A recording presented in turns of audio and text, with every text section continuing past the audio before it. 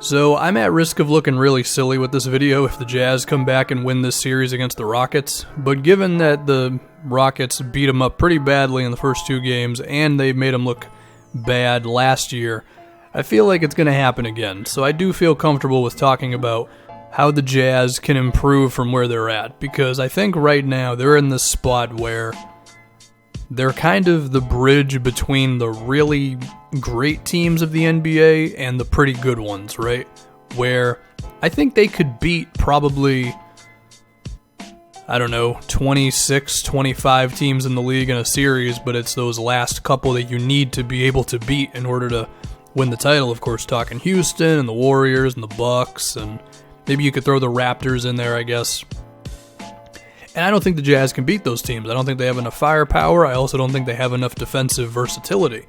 While they're a great defensive team, it's all through Gobert.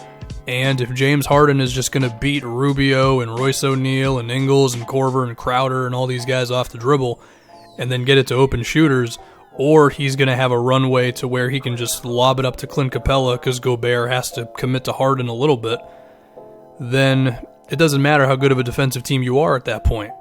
And then, of course, there's also James Harden hitting step-back threes, and unfortunately, there's not too much you can do about that besides just play good defense and hope he misses. But even so, putting Ricky Rubio on Harden, which is something that has been done in this series, it's not a good idea. I mean, I think their best potential defender is Royce O'Neal, and maybe he's the one guy who can become a lockdown perimeter defender for this team, but I think that's step one. They need that guy, which is kind of crazy to say for a team that is, of course, consistently great on defense, but once you run into James Harden and Chris Paul and your perimeter defense falls apart, I think that proves it right there. So how do they go about that?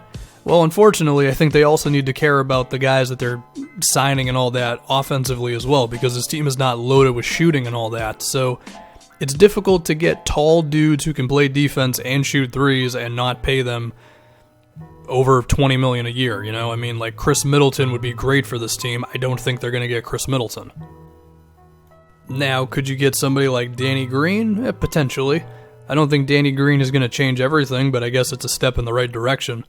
And more guys like that, you know, the 6'6", 6'7" defender 3-and-D guys, because I think the foundation of Mitchell and Gobert is good enough with Quinn Snyder and Joe Ingles, I think he counts too, to where, assuming the rest of the roster is just respectable, that's good enough to keep doing what the Jazz have been doing. So really at this point, I think they need to make moves with the idea of, can this help us against the Rockets, against the Warriors? I guess you could say the Lakers, depending on if their offseason goes really well, because of course they have LeBron.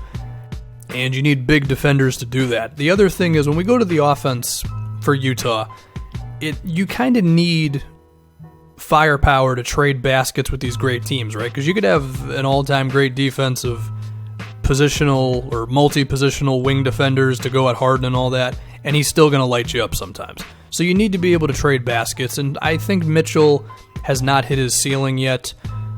But even so, they're going to need another guy who can create offense. As far as how they get that guy, I don't know. I mean, I may have just mentioned this, I don't know. I don't think Utah is like a huge free agent destination, so I wouldn't expect like Kemba Walker to sign here or anything. They did try to trade for Mike Conley. I do like the idea of that. If somebody else of that level becomes available who can run the offense, create their own shot, and take big shots as well, and you can rely on them to hit jumpers in the playoffs, that's huge, because, I mean, they're hoping like Royce O'Neal and Jay Crowder and all these guys can make threes. Like, they're not going to do it, you know? I mean, Nikola Mirotic is going to be a free agent. That's a guy who could certainly help them. So, yeah, I mean, shooting, tall dudes, 3-and-D guys, every team kind of needs these dudes. The other thing I want to talk about is the idea of moving Donovan Mitchell to point guard. So, I think this could be the highest ceiling for the Jazz offense. Mitchell has the ball immediately, and the wings around him are all about shooting threes, right? Hopefully they can do more than just that, but space the floor, of course. Because the Rubio-Mitchell thing, I think it really gets exposed against a team like Houston, because when the Rockets have one guy they don't have to care about, it's really difficult to beat them because they've already kind of ramped up their switching defense, and they were an awesome defensive team to close out the year. And Quinn Snyder's offense relies a lot on off-ball movement, and when you're switching everything, it's tough. So if Mitchell just has the ball with as much shooting around him, then that could be the way to beat that. Now, there are questions with that. Part of that is Donovan Mitchell good enough to make plays and not dribble into traffic? And he's gotten better at that throughout the year, but he's had problems of that throughout his career as well. Honestly, I would kind of commit to that. Not to say you can't sign another point guard who can play off of Donovan a little bit, but if you're not going to be able to get that other guy who can create offense like that, and I do have skepticism of the Jazz being able to do that, then I think Donovan Mitchell at point guard is your next best option. Because then it gets Ricky Rubio out of there, and then you can prioritize the shooting and all that. And even then, do I think they would beat the Rockets? I mean, probably not, but I think it would give them at least a better chance.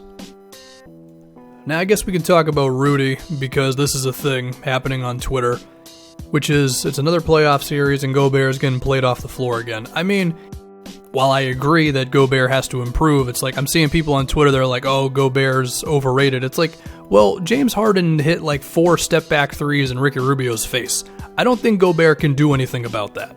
Eric Gordon had at least 1 or 2 contested three-pointers. PJ Tucker got wide open off of a James Harden drive and kick. Like, Gobert's just watching these things happen. So yeah, a lot of it is personnel stuff. I guess in terms of X's and O's stuff, I mean, is it sacrilege to attempt a double team on James Harden? It probably is, because the way they space the floor, that means somebody's open, but I guess there's room for kind of double teaming and then hard rotating over to like the now open guy.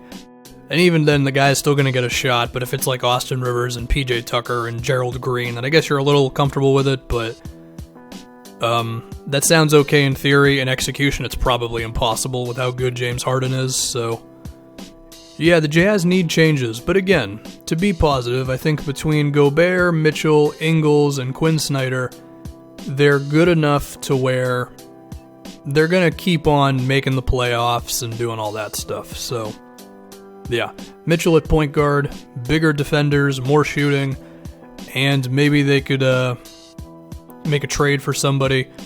They got to do something, man.